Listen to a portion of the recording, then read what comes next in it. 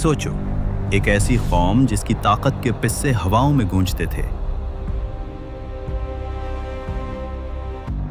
जो पहाड़ों को काटकर शहर बसाती थी,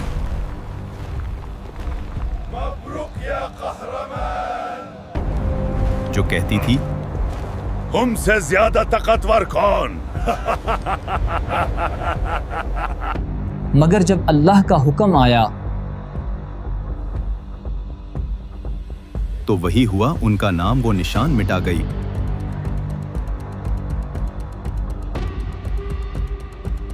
ये कहानी है कौमे आद की। हजरत नूह अलैहिस्सलाम के बाद जमीन पर उभरने वाली एक अजीम कौम। यमन और उम्मान के दरमियान अहकाफ के रेगिस्तान में उनका शहर था इरम ज़ातुल इमाद। बुलंद सुतून, वसी महल्लात और ऐसा शहर जो दूर से ताज जैसा लगता था। उनके जिस्म मजबूत थे, कद आम इंसान से कई गुना बुलंद, और उनका गुरूर आसमान को छूता था। उनके जवान कहते थे, हवा हमारी गुलाम है। वो हाथ फैलाकर हवा से खेलते और हंसकर कहते, हवा भी हमारी सुनती है। बुजुर्ग फखर से बोलते, हमारे बाप दादा तो तूफानों का रुख बदल देते थे। उन्हें यकीन था कि कोई उन्हें हरा ही नहीं सकता।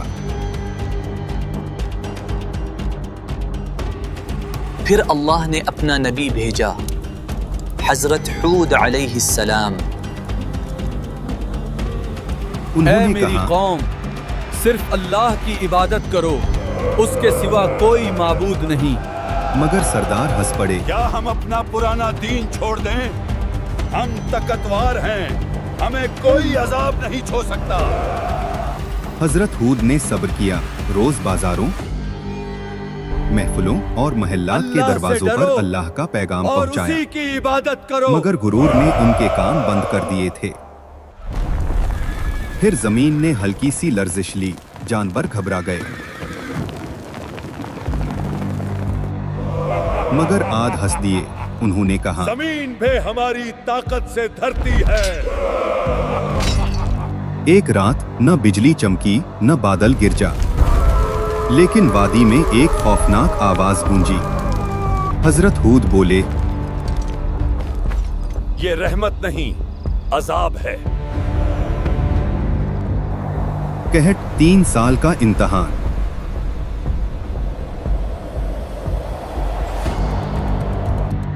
और फिर आसमान खामोश हो गया।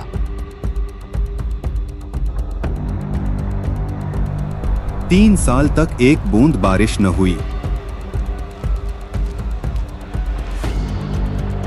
नदियां सूख गईं, खेतियां जल गईं,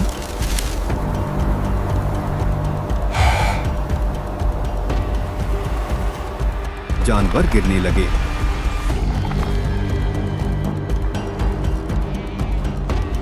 पहले साल बोले, सब ठीक हो जाएगा।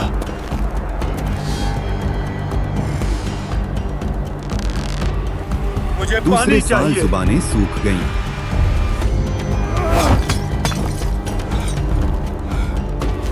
तीसरे साल आद का गुरूर ये खामोशी सब में हमारे बदल साथ गया। क्या हो रहा है?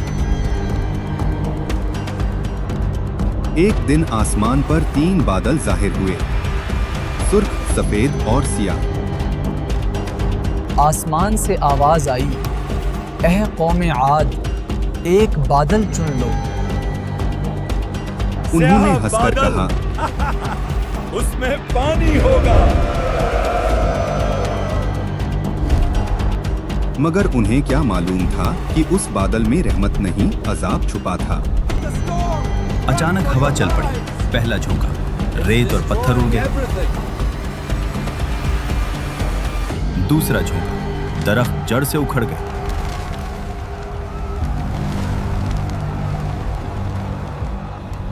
तीसरा झोंका, लोग हवा में उड़ गए जैसे पत्ते। Run, it's coming.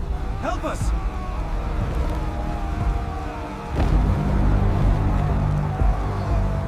7 रातें और 8 दिन ये तूफान रुकने का नाम न ले सका। ان کے محلات، ان کا فخر، ان کا شہر سب ریت کے نیچے دفن ہو گیا۔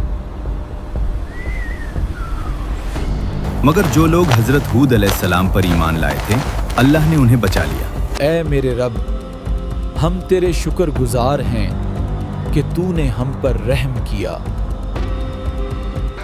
جب طوفان رکا تو صرف خاموشی تھی۔ کھجور کے کھوکھلے تنوں کی طرح لوگ زمین پر گرے ہوئے تھے۔ حضرت ہود نے آنسوؤں کے ساتھ کہا، تکبر کا انجام صرف تباہی ہوتا ہے۔ آج کے لیے پیغام: آج بھی احقاف کی ریت کے نیچے ارم دبا ہوا ہے۔ یہ گواہی ہے کہ طاقت، دولت اور شان کسی کام کی نہیں جب تک اللہ کی اطاعت نہ ہو۔ اگر یہ کہانی تمہارے دل کو چھو گئی ہو تو ویڈیو کو لائک اور شیئر کرو، اور کامنٹ میں اللہ اکبر لکھو، کیونکہ یہ صرف کہانی نہیں، ایک یاد دہانی ہے۔ شکریہ۔